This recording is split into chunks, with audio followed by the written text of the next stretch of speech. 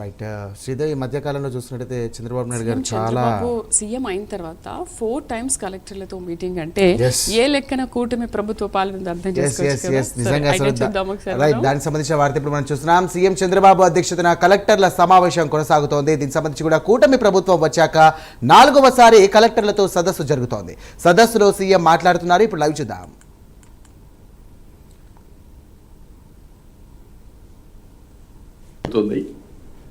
అక్కడి నుంచి మనకు కూడా పాపులేషన్ ఏజింగ్ ప్రాబ్లమ్స్ అన్నీ వస్తాయి.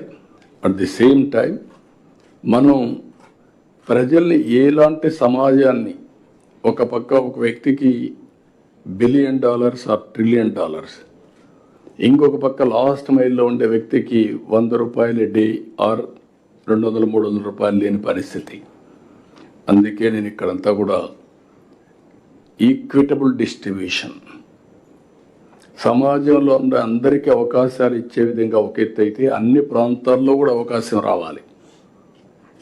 మొన్నటి వరకు Rayalaseema lowest per capital income, Anantapur was the lowest per capital income once. Now Anantapur better then Konaseema. ఎందుకు జరిగింది ఇది అనుకుని మీరు ఆలోచిస్తే, ఒక water is a game changer. Water వచ్చింది, policies, public policies are important. మళ్ళీ మాట్లాడుతున్నా. 25 సంవత్సరాల కంటే ముందు ఒక ఐటీ గురించి మాట్లాడాం. ఈరోజు ప్రపంచం మొత్తం ఐటీ ప్రొఫెషనల్స్ ఉన్నారు. Indians every 4 1 is an Indian. Among Indians every 4 1+ is from Andhra Pradesh, 30%.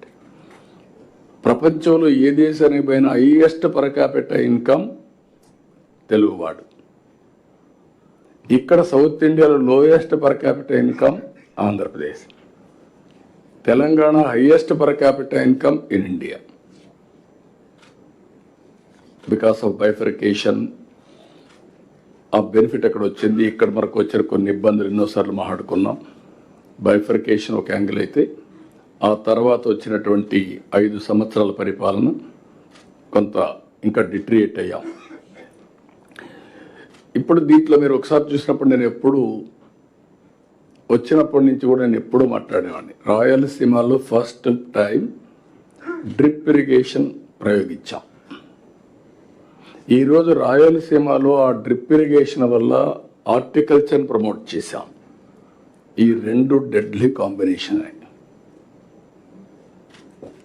ఎప్పుడైతే నీళ్లు లేని ప్రాంతంలో నీళ్లు ఇచ్చాం, నీళ్లు తక్కువ ఉన్నాయి, నీళ్లు తక్కువ ఉండే సమయంలో డ్రిప్ తీసుకొచ్చాం. 1 acre 2.5 acresకి ఇచ్చింది. నీళ్లు లేనప్పుడు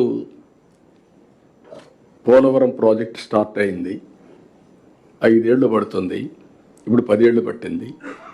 ఈ 5 సంవత్సరాల్లో ఏం చేయాలని ఆలోచించి 1 సంవత్సరంలో పట్టిసీమ పూర్తి చేసి, పట్టిసీమ నీళ్లు కృష్ణాకు తీసుకొచ్చి, కృష్ణాలో వాడే నీళ్ళని సేవ్ చేసి శ్రీశైలం నుంచి రాయలసీమకి ఇచ్చాం. That is only single day. మీకు ఏ విధంగా వస్తాయో ఇంపాక్ట్ అనేది మీరు గుర్తుపెట్టుకోవాలి. ఈరోజు వర్షాలు పడ్డాయి. మొన్న 100 డేస్లో అంద్రే నీవా పూర్తి చేసి 738 కిలోమీటర్లు తీసుకుపోయి కుప్పానికి నీళ్ళు ఇచ్చాం. అక్కడ అన్ని చెరువులు నీళ్లు పెడుతున్నాం. ఈరోజు ఎంత ఆనందం అంటే, ఈసారి వర్షాలు పడ్డాయి. 90% రిజర్వాయర్స్లో నీళ్లు ఉన్నాయి. అది 95 కూడా పోతుంది. నేను వాటర్ సెక్యూరిటీ మాట్లాడా. గోదావరిలో ఇప్పటికి కూడా కొన్ని వేల టీఎంసీ నీళ్లు సముద్రం లేకపోయినాయి.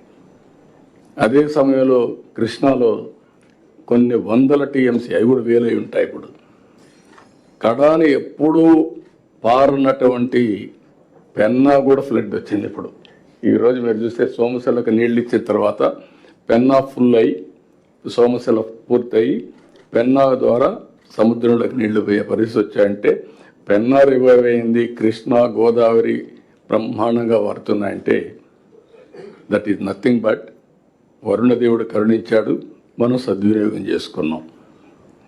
మీకు ఎందుకు ఈ విషయం చెప్పానంటే, అది కూడా వచ్చినప్పుడు డిస్కషన్ కోసం ఒక ఎగ్జాంపుల్, ఒక పబ్లిక్ పాలసీ ద్వారా వీ కెన్ ట్రాన్స్ఫార్మ్ టోటలీ.